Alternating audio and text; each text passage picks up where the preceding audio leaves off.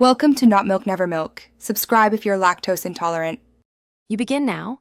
Inspect the basket and remove any packing materials, then wipe the basket dry because moisture prevents crisping.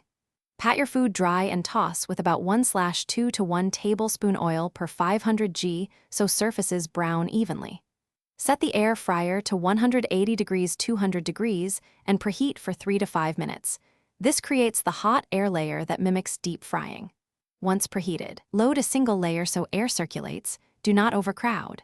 Place food in a single layer with about 0.5 to 1 cm gap so hot air reaches all sides. Airflow is the cooking mechanism. Start with roughly 2/3 of the recipe time listed for ovens because air fryers cook faster, then flip or shake at the midpoint to expose all surfaces evenly. If edges brown too quickly, lower temperature by about 10 degrees and extend time slightly. Once you adopt this timing motion routine, results are consistently crisp and tender.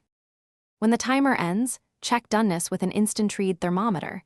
Aim for 74 degrees C for poultry, for example, because internal temp ensures safety and proper texture.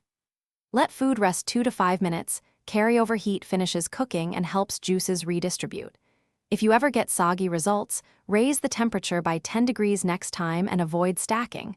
Also increase preheat time. Finally, if smoke appears, remove excess oil and wipe the basket before continuing.